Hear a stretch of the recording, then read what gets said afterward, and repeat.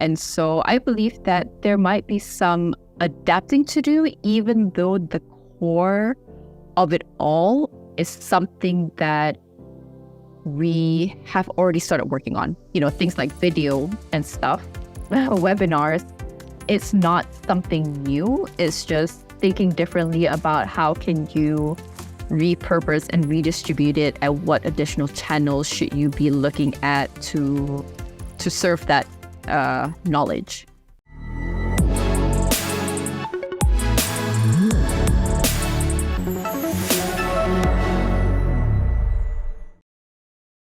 Before we jump into today's episode, I'd like to give a quick shout out to the sponsor for this episode, Ahrefs. Ahrefs provides you with an all-in-one SEO toolset that does everything from rank tracking to backlink analysis, keyword research, and technical audits. The best part, you can now use Ahrefs Webmaster Tools for free to identify and prioritize optimization opportunities for your website, see all the keywords that your web pages are ranking for, take a close look at the websites that link back to and refer you in their content, and analyze other websites to find out what drives their rankings. Visit ahrefs.com/AWT and sign up for free. And now, back to today's episode. Hello everyone, and welcome to another episode of the SaaS SEO Show. I'm your host, George Fasiolis, and today I'm very happy to be joined by Tania Miranda. Tania is currently working at Recruitee, a collaborative recruitment software company, as the head of SEO, and previously worked as the content team lead for the UK market at Global Savings Group. She first stumbled onto SEO and content over 7 years ago when she joined a Dutch startup, and has since worked on international SEO, content, and content operations. She enjoys growing brands from the ground up and getting into the minds of users and customers to help solve their problems through valuable content. Tania, welcome. Hi, thanks, George. Thanks for having me. So before we, start with the questions I have for you today, can we talk a bit about your background and what basically has brought you to where you are today? Because I don't think it's, let me put it differently. It would be interesting for folks to hear how can someone get, to the position you are today, leading the SEO efforts at company like Recruitee. Yes, sure. So I actually stumbled upon SEO by chance. A few years ago when I was fresh out of uni, I was applying for jobs. I graduated in international business and management, so it was quite broad. I applied for this job at this small Dutch affiliate marketing company, and it was for a role that was completely different to SEO. It was for a product management assistant role, something along those lines, and did the interviews and came out with the role of country manager, managing SEO and content for their Malaysian website. So from there, I basically learned everything from just by doing. My manager and the co-founders back then were really hands-on. So yeah, that's where I started. And then eventually I also took over the Singaporean website, and we went through a merger, and then I moved to the UK market, and we worked with, a couple big publishers there, also still in the affiliate marketing discount code space. And then in May 2020, I started working at Recruitee, and 3 and a bit years later, here I am today. How was starting, you started on May 2020, right? How was starting at Recruitee pretty much a couple of months after, COVID, the COVID outbreak started? Yeah, it was a very interesting experience because it was the first time that we all essentially had to do things remotely, which was different to how it was before. And I have to say, Recruitee did a fantastic job at making me feel very welcome, despite me not really being physically there. So I was still having my interviews actually back in March. So before, everything shut down. So I did manage to meet a few people face to face, but the whole onboarding experience, meeting the wider team, getting to know the actual company as well. that's the one thing that they did very, very well that I'm very impressed by. And yeah, I think it went well. Naturally, there were some moments of loneliness, but I mean, I got to know my colleagues just as I would if we were to meet each other physically or face to face. And so, yeah, I think it went well. For people who haven't heard of Recruitee before, or haven't used your products, can you please share a few things about the company and its products, and who is the typical customer and who gets the most value? Yes, of course. So Recruitee is a collaborative hiring platform company. We mainly help you with 4 core things. So applicant tracking, job promoting, talent sourcing, and also employer branding. And it sits in a very user-friendly platform. It enables you to do all of these things collaboratively. And I would say the people who get most use out of these products are recruiters, HR managers, generalists, and HR directors, head of HRs, people along who use those titles, mainly because these are the main people who are both buyers and users. And so they would be getting use out of the product on a daily, weekly, monthly basis. Another persona I would say who would get a lot of use out of our products would also be hiring managers, especially those companies who engage in collaborative hiring. So you engage in the team who is doing the hiring, you involve other relevant colleagues within the hiring process. These are the people who would get the most use out of it because our tool enables you to streamline all of this in one place so you can see everyone's notes all in one place. It's very easy for you to see who's in the pipeline, who is moving forward, etc. Do you think that, a bit irrelevant to this podcast, but do you think that hiring should be a collaborative effort, meaning that it shouldn't be just a task for the hiring manager, just go out there and figure things out yourself? There should be more people involved in the process? Yeah, for sure. I mean, I think having a recruiter or a hiring manager, depending on how the company is set up, but having that one person within the HR department who helps the hiring managers is the way that it should be. And hiring managers should be involved for sure, because based on my past experiences, if it's typically the recruiters or the HR managers who are doing the recruiting on their own, the job description, the job profile is not typically what the hiring manager would be looking for, because you are the hiring manager. You would know exactly what you need, what you're looking for. And so it is crucial that the hiring managers are involved. And then I think it's also important for the candidates to also meet some of the other team members, especially those who they are collaborating with. I think this provides a nicer candidate experience, and they get a better feel of who they're going to be working with, whether they feel like they could be part of the team. Because if you're just stuck with working with the recruiter or the HR manager, you are so isolated from the rest of your team. You don't really know what you're getting yourself into. And that's not the nicest way to say it. But yeah, you don't know who you're going to be working with. And in order for it to be a fit from both sides, you would want to meet these people beforehand and see how you get along and if this is the company that you want to work with. Do you use Recruitee to hire people in your team? Yes, I did. Okay.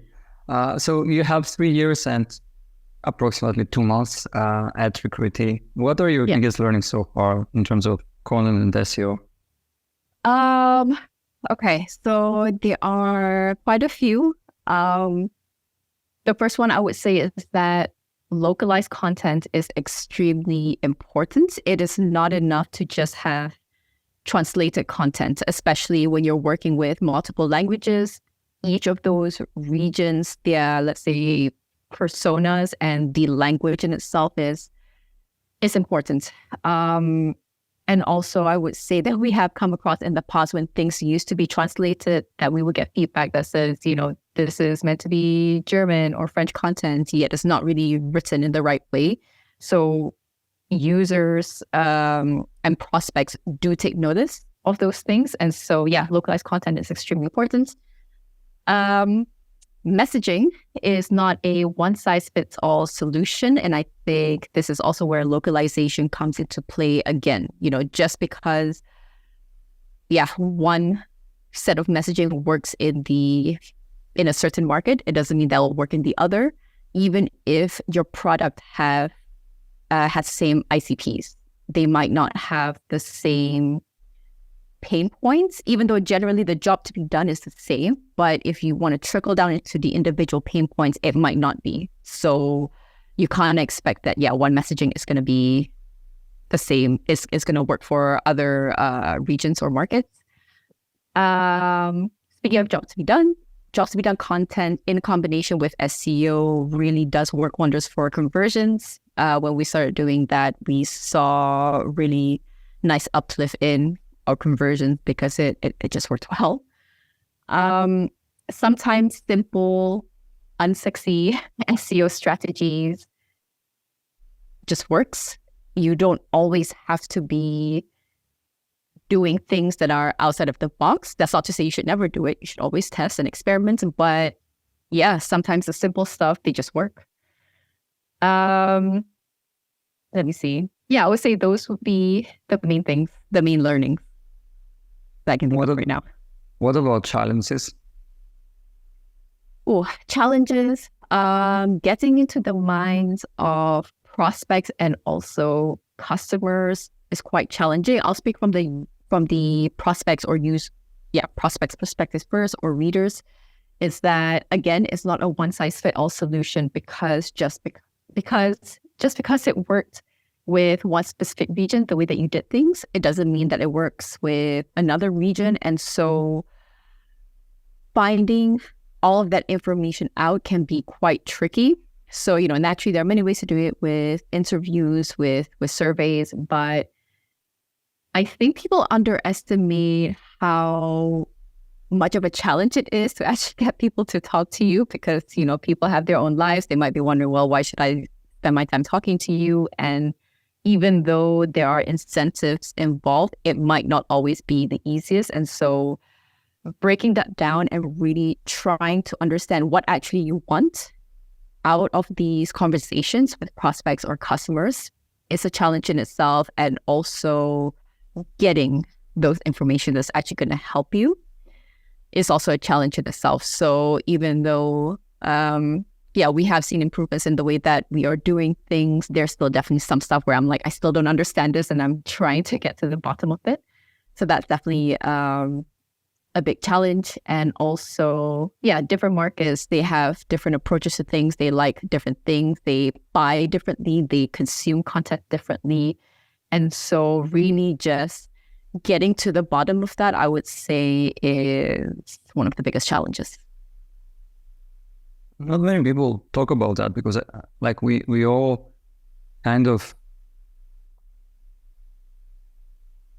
talk about the importance of talking to your customers to inform your content strategy, and they will, they are the ultimate source of truth and so on. But no one talks about how difficult it actually is to get them to talk to you, right? Because as you said, they are busy, they have their own lives, they have so many things going on. So I think it's difficult, and maybe it's also incentives aside. I would like to see more content online on how to actually get them to talk to you, right? Because you can find methodologies and different ways of structuring an interview with customers, but how do you actually get them in the call, right? Now, this is a very opinionated field, and every person has their own way of doing things, which is totally acceptable as long as it's something ethical and not something that would harm, let's say, a brand or a company and so on and so forth, and other people's lives. What are some misconceptions around SEO that you have identified and that people kind of can agree that this is how things are, or that people have a very specific notion on how things are, and this may be a bit distorted in terms of how close it is to reality? Yeah. So misconceptions about SEO. I would say one of the biggest ones that I still see from marketers, but also from SEOs in general, is that people still think that it's a very siloed aspect of marketing, when in reality, it does comprise of aspects of product marketing, content marketing, branding, and CRO. And it's no longer a thing on its own as it was maybe, 10 years ago. And this misconception, I think if it's not really handled well in companies, or let's say in the marketing industry, it does put SEOs in a box where people still think that, right, we want to grow traffic, we want to have this many keywords in position 1, we want to have this many backlinks, and so SEOs, please do it, without really understanding why in the first place would you want that, and how does that relate to your business goals or revenue goals. And so if that is the way that people see it, then you are being put into a box, and the things that you do are just very, I want to go as far as to say, meaningless. People will still think like, okay, all you have to do is like SEO an article, and then it's going to get to the top place. People think that you're going to be putting links here and there, and then that's going to get you this many backlinks. So yeah, that's definitely a misconception. And I think people do need to understand, and this is of course my view, although I think many people would also agree, but it comprises of aspects of product marketing, content marketing, brand, but also CRO to make, a complete strategy, or to make a complete thing work. And I think the more people realize this within marketing teams, the stronger your strategy can be, the stronger your collaboration can be, because otherwise, like I said before, you would just be put into a box, and you're not able to showcase your, your specialty, or what you can do with it. The thing though is that, like this takes us from one dimension, like SEO as being like just one dimension, to all these different dimensions. The problem I see here is like, how do you communicate that internally and get all the buy-in you need to execute on strategies that are multidimensional and not just like, one thing, SEO, right? Yeah, no, actually, that's a good question. And I would add that to my previous answer about those challenges, which is indeed getting buy-in, or making people understand why those aspects of their specialties are also important to us. I don't have a perfect answer for this, personally, also learning through this journey myself, but breaking things down, I feel, helps a lot. So I'll use the product marketing aspect as an example, which is, for me, sure, SEO's goal, or used to be goal, is that you want growth in terms of, organic traffic. You want people to see your content, but the game, or the way that people now digest content, is so different. They understand what is a generic SEO article. And I'm saying this as in the general public. Like when I'm going through Reddit threads and I see people talking about like, oh yeah, articles on Google are now so crap because it's just generic things. People are aware. So you need to showcase your value in other ways. And for the product side of things, but also from the educational side of things, product marketing has a lot of these information, but also the product teams, where they have done the research. They've looked into, what do customers want? What do prospects want? Why do they want it? Why are we building this specific feature or product to satisfy those requests or needs? And, using that information helps us in our content, which will serve as enablement, which can also serve as retention, especially if you're writing specifically about the products in relation to a job to be done, for example. And we cannot find that information anywhere else. SEO tools can only do so much. Sure, I can find out what are we ranking for, or what are people searching for, And that is still great. But at the end of the day, you're still going to want information that targets your ICP's pain points so that you can tug their little heartstring and get through to them. And so I would say, yeah, maybe making it as clear as possible or really breaking it down. Why that's important will help a lot. And, likewise with CRO, at the end of the day, if you want people to be on your website reading your content, you would want to make sure that website is,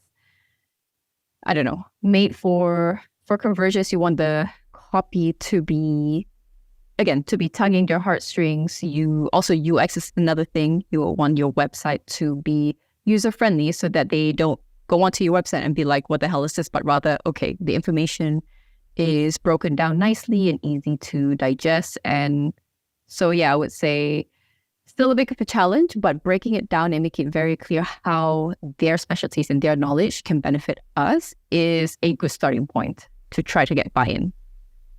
Let me ask you, you mentioned Reddit and like the fact that people nowadays may be looking for specific information on a like something that, they're interested in or a problem they may be facing on Reddit and other, similar websites, I don't know, Quora, maybe. How can we fight that back? The fact that content in many cases, that content created for a search audience in many cases feels sort of like plastic, it has no soul in it, meaning that, it's optimized for algorithms and that's all. I think that is a very tricky one. I don't think there is one answer as to how can we make sure that content is not soulless. Just because I think many other industries, especially those who are trying to get a quick buck out of it, will do those types of contests to try to rank, specifically maybe with AI content. They just want to get a whole bunch of things out there and, like I said, make a quick buck or two, and maybe it works, maybe it doesn't. But if we're talking, from the SaaS perspective, I think first and foremost, it is important to make people understand that having your generic, shallow, plastic content no longer works anymore. But I can understand that's also difficult when you do see that these types of content still get clicks, and so you think it's working. So I guess it ties back to what I said earlier, where, if your knowledge or what people think of SEO is limited to I get clicks and therefore I win, or I get this piece of traffic and therefore I win, then I don't think that problems ever solved. So I think you do need someone to say, listen, it's great that we do get these organic traffic. Obviously, if you're growing something from the bottom up, you need that. You want that. That's how it's going to help with your branding as well. But the sooner you understand that your content serves a purpose, and that purpose could just be education, that purpose could be conversions, whatever that purpose is, the sooner you can better think of how you're going to capture your users' attention and work towards that, and really understand that people are sick of seeing generic things, and which is probably also why a lot of people are like flocking to communities, right? Like LinkedIn and maybe even Reddit and Quora, perhaps, if certain industries are still big on that, because they don't want to see the same generic stuff. I agree with you. So the elements you mentioned earlier, product marketing, content marketing, CRO, and I may be missing one. Are these the elements of and brand? Sorry. Yeah. Are these the four elements that kind of the four pillars, let's say, of your SEO strategy? Yes, I would say it's definitely a mix of those for sure. Okay. And where do you mostly focus your efforts on? Is it just, identifying opportunities for new content, right? and trying to have an overlap between content for a search audience and content that's maybe serving another purpose, like educating our audience? Or is it, like going after opportunities in other languages? In general, an overview of your strategy. Sure. So at this moment, I would say it's more towards, less about the educational aspects, which I'll go into in a bit after this, and more about helping people with what they need to do, helping give them a solution to a problem that they are currently going through. Just because when I first started, that was when I focused a lot more on the education part of it, where we're still growing Recruitee.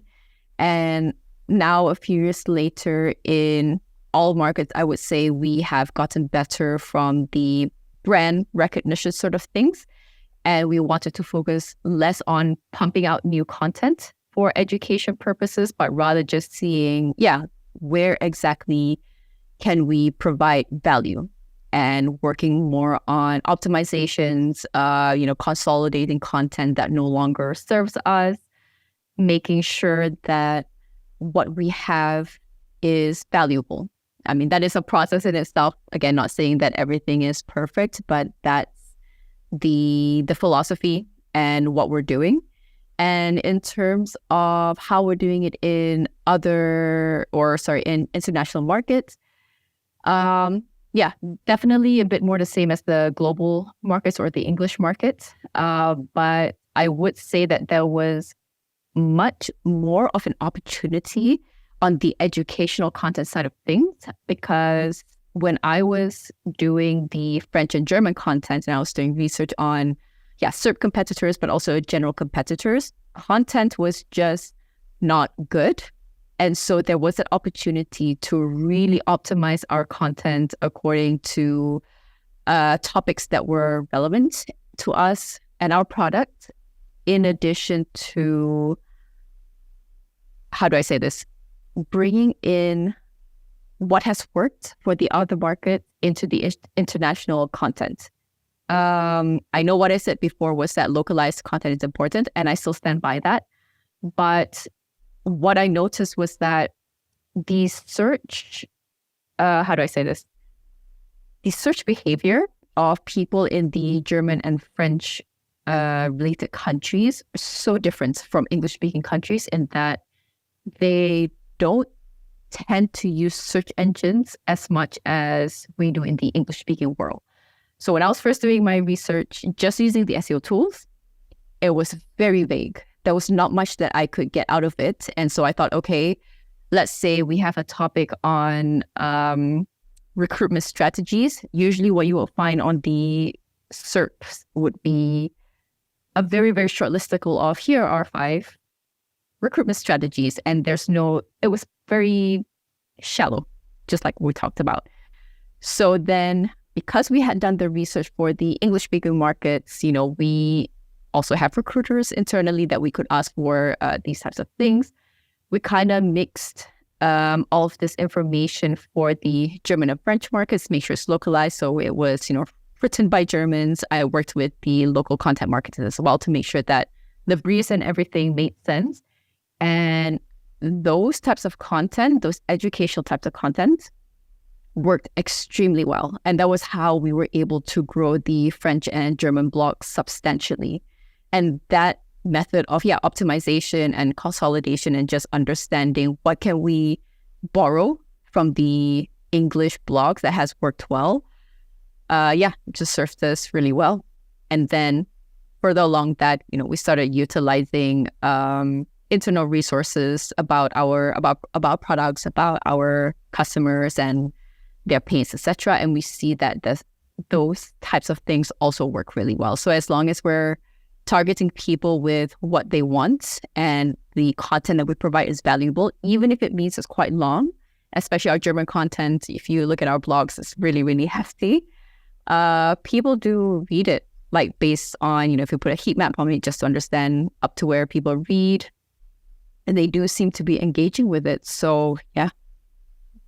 May I ask why? I mean, why do you think this happens? Because if you take a look at screen recordings from, like, let's say your blog posts, I assume in the US and maybe other English-speaking markets and countries, my experience is that, people don't actually read blog posts, right? They just skim through the page. That's it. But why? But this is a very interesting observation. I guess, do you have any idea why this may be happening? Why do people in German actually go through a blog post and they read it? I'm not 100% sure. Like my guess is that maybe they didn't expect to find something that answers their questions, and therefore they actually take the time to read it. And the ones that didn't include information that we got from like customer facing teams or internal resources, we still tried to answer it as detailed as we could, as you would think someone would think of it logically. Like, if they're talking about recruitment strategies, what are the logical things that you want to think about? It's not likely just the top 5 recruitment strategies. You probably want to know, how do you go about doing it? Like, what other considerations do you need? Because if you just read something that says, these are the 5 things you have to do, you're still going to be lost. And maybe, I don't know, maybe they just don't really know what to search for, or they're not bothered, or they think this is it. And so that's why they continue reading it. Also, I'm not saying they read everything, by the way. I'm just saying, compared to our English blogs, I see that they do read a bit more and they engage with it a bit more. Like if we put banners that leads to, for example, a checklist or templates or to a different blog, even if it's like midway, I do see that those are being clicked. So they do go through it. And so I think if you show that your content is valuable and it does serve a purpose to them, then they're more likely to stick around. But I acknowledge that this is definitely not the case. And I agree with you. I think most people are like, oh my God, such a long ass blog post, I'm not going to read it. And I know you should always never see yourself as a customer, but I myself don't read as much, but there are definitely a few in the industry where there's like marketing, SEO content that I really take the time, because some of them are long, but they're extremely valuable. It helps me in my job, and I would read from top to bottom. So I would assume the same thing applies. Yeah, I agree with you. I mean, there are cases obviously where you're going to read the whole piece. But that's a very interesting observation, regardless of like why, what drives it, right? Now, Recruitee.com is a very big website. Can you speak about crawlability and indexation, and whether you ever had any issues getting your content crawled and indexed after, of course, being discovered?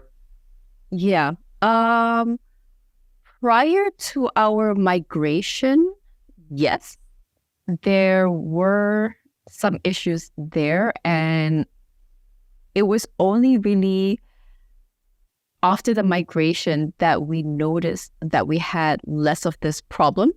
And something to note from before the migration was that I was predominantly working on the blogs back then. And so the way that things were set up didn't make it easy for me to touch like the homepage and the general website. And so a lot of that was left untouched until I started working on the migration and then past that. And so there wasn't much that I could do there as well. So even if I wanted to update the copy or content and then want to get it crawled, there was not much that I can do.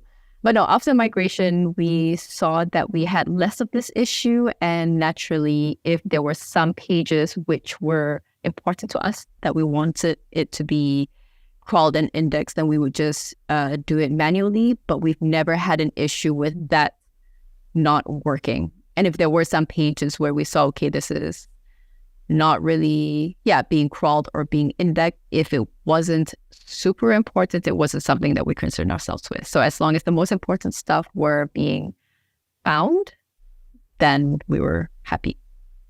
You mentioned a migration. Can you speak to that a bit? I mean, how was that experience? And Any learnings from this experience that you can share with us? Yeah. So it was definitely a very intense experience. I think it was really the 1 year where I dove very deep into tech SEO. It was eye-opening just how much goes into it. And so respect to all of the tech SEO specialists who do this on a regular basis because I don't think I could. Yeah, there's a lot of nitty-gritty details that I think are super important when it comes to migration that is very essential to do if you wanted to get it right. We actually worked with a really great consultant on it. His name is Lukasz Zalesny. I hope I'm pronouncing it correctly. And he helps us through it. So, me and my team cannot take the credit for all of it because he helped us through a lot of it.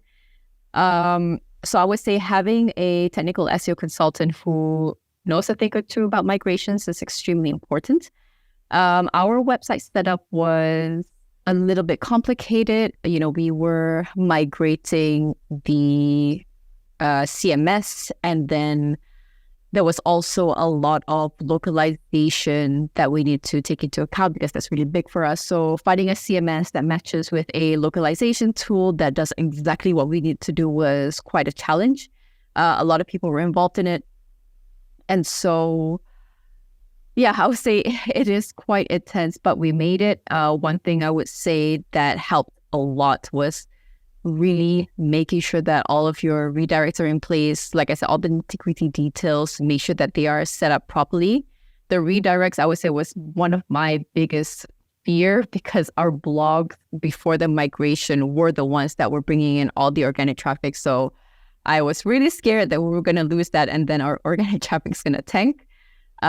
So the amount of checks that I did on that, and we have thousands of URLs, right? So that was quite a challenge. And not to mention, we also changed our block structure. So it wasn't as easy. So it's like really when going through every single one, making sure that all of the different languages was pointed towards the correct new structure and make sure that they're pointing towards the correct landing page or blog articles, especially because a lot of the French words and English words were the same. Maybe not a lot, but there were a few. So an eye for detail is very important there. Let me see. A big learning I would say from that is to not do a migration and a redesign at the same time, because that's what we did. We had a timeline to do that within a few months. And then let's say a couple months and we were like, this is not happening. And then it took us nearly a year. And I mean, we did it and it was great, but it was a lot. And to anyone who's ever considering doing both, I would say choose to do one and then the other, but never together, because you're going to have multiple people from the same discipline working on two massive things at once. And it's quite tricky. But yeah, I mean, everything went well. I'm very happy with it. Our results from the migration was amazing. And we actually started seeing things that were never ranking before, started ranking really high all of a sudden and kept climbing throughout the year. I mean, we did that December 2021. What are we? July 2023. So it just kept climbing. So yeah, I think it was a very interesting experience. Okay. I would like to shift gears a bit and discuss AI content. Mm-hmm. What are your thoughts on AI content? I think it will not take our jobs away, first and foremost. I think it can serve as a good help for if you have a creative block you want to write, but I don't think it is what you should be focusing on if you actually want something out of your content.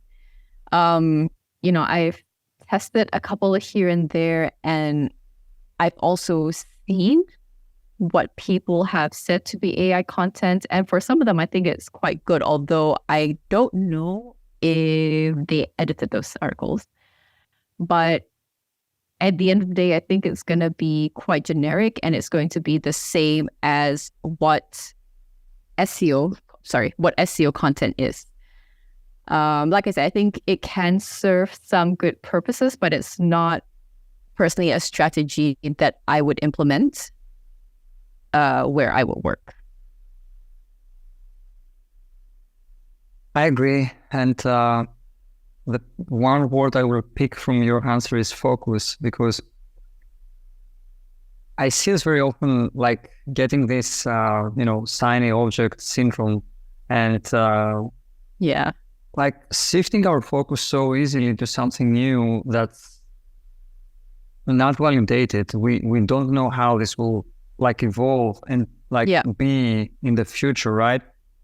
And so easily leave all the basic stuff that actually work right now, right? Yeah. I'm not saying that we shouldn't change our approach and like level up in every aspect of what we do. Yeah. But I don't think that AI content is going to help us achieve that, right?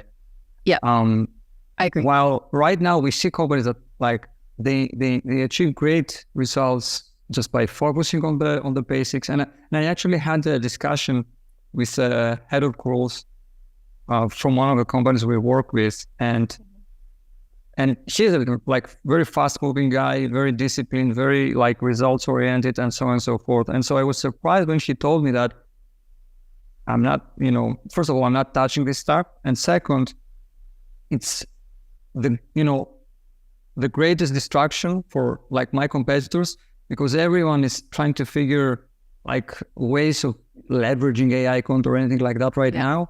And I'm keep winning by focusing on the basics, the things that they oversee right now. I know, do you subscribe to that? Sorry, do I subscribe to what? Like, do you agree with that yes. in general? What are your thoughts? No, I completely agree with you 100%. It echoes back what I said earlier, which is sometimes the really simple, unsexy basics are what's going to help you win. It's just how exactly are you going to, implement those strategies, right? And I also agree with you that we do have this, shiny object syndrome, where sometimes when something new comes out, everyone jumps on it. And I have to say, my LinkedIn was flooded with, ChatGPT stuff, and then the AI stuff. And I was like, oh my God, I get it. Like, to some extent, it can help, but it definitely shouldn't be the case where you should stop everything that you're doing and implement something that is so new and just based on what some people on LinkedIn are saying. Not to discredit the successes that people have achieved with it, because I have seen some very impressive stuff. But the point is that, you should take a step back and see, hey, how can this help me? How can I implement it in my day-to-day? As opposed to, stopping the brace and being like, right, everything that we're doing right now is not useful anymore. We need to go straight for AI content because that's exactly what everyone's doing. Okay. At the same time, there are some, and will be my second to last question. At the same time, though, we have some changes happening right now in terms of search, right? And of course, at the time of this recording, it's July 5th, 2023.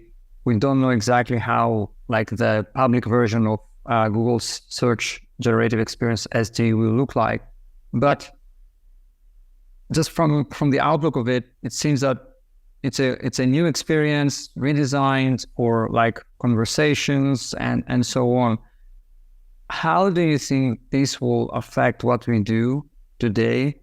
And how do you see that kind of being integrated into like the journey that people have for SaaS companies? One of like a very big part of it is still organic search, right? Yeah. So I guess my question is, like, thoughts on SG and how do you think this will affect what we do in terms of SEO? Yeah. So my thoughts on SG so far is that it seems like it still has a lot of work to do. I managed to play around with it a little bit, tested it on some key things that, people would search for, that we're ranking for or not yet ranking for, to get a better understanding of what SEG is serving users. And yeah, like I said, I think there's a lot of work that needs to be done there. I so far did not find it as useful as Google probably would have wanted me to, or would have wanted users to. When looking for a tool, like if I say, okay, I'm looking for the top applicant tracking systems, I did not get a good answer just from SG itself. Like what it gave me was just a list of tools saying, hey, these are the best applicant tracking systems, I don't know, collected from the web. If I click on it, all it gives me is a logo. So I can't even click through that. And then there were some articles on the site which could serve as useful, of course, but then I, as a user who's looking for such a tool, was still inclined to go down to the organic search to look for something that actually suited what I was looking for. So it was great that I was given options, but it does not satisfy me. How do I think, this is going to affect us, or how are we going to incorporate it?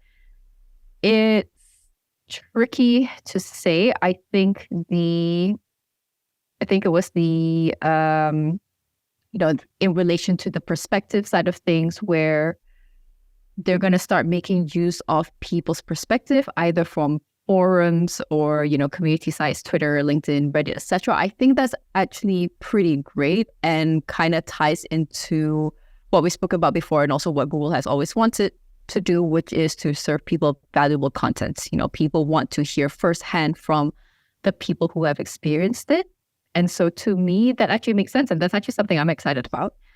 How it affects us in that aspect, I would say, is really start utilizing, the voice of people, either people who are experts in the field or people who, I don't know, just share opinions in general, to get that, let's say, perspective or feedback out there.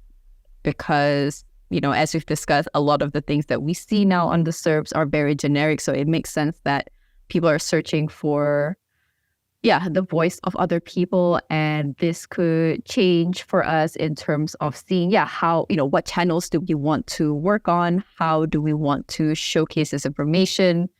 Is it time to have like an internal subject matter expert who is the face of these things, where you work on more video content, using images perhaps, because I've also seen a lot of those come up. And so I believe that there might be some adapting to do, even though the core of it all is something that we have already started working on. Things like video and stuff, webinars. It's not something new. It's just thinking differently about how can you repurpose and redistribute it, and what additional channels should you be looking at to serve that knowledge. It's still in the early stages, naturally. So like I said, it's hard. Maybe what I'm saying is completely different than what's going to happen. Maybe Google will fix up SGE. And for all we know, it's going to attack us all. Who knows? But so far, that's where I'm at the moment. It's not something that I've told the marketing team that we need to completely overhaul on things. So they're aware that this is happening. Here are some of the observations. We're going to continue observing. We're going to continue testing, and then we will just see. I mean, we don't have any information from Google on what exactly is going to be done. They probably don't either, because they're still experimenting. And so, I think it's good to observe, to think about how you can adapt, but not necessarily, again, stopping everything that you're doing right now and trying to scramble to get onto SG at this moment. And I think that's a great way to, wrap things up and close this episode. I would like to leave this as the closing message for our listeners. The last question I have for you, Tania, is where can people find out more about you and get in touch? You can find me on LinkedIn. My name is Tania Miranda. Go to the Recruitee page. You can also find me there, and I'll be happy to be in touch with any of you. That was all very insightful, and I look forward to round 2 sometime in the near future. Thank you very much for doing this. Thank you, George. Before you go, I'd like to give a quick shout out to the sponsor for this episode, Ahrefs. Ahrefs provides you with an all-in-one SEO toolset that does everything from rank tracking to backlink analysis, keyword research, and technical audits. The best part, you can now use Ahrefs Webmaster Tools for free to identify and prioritize optimization opportunities for your website, see all the keywords that your web pages are ranking for, take a close look at the websites that link back to and refer you in their content, and analyze other websites to find out what drives their rankings. Visit ahrefs.com/AWT and sign up for free.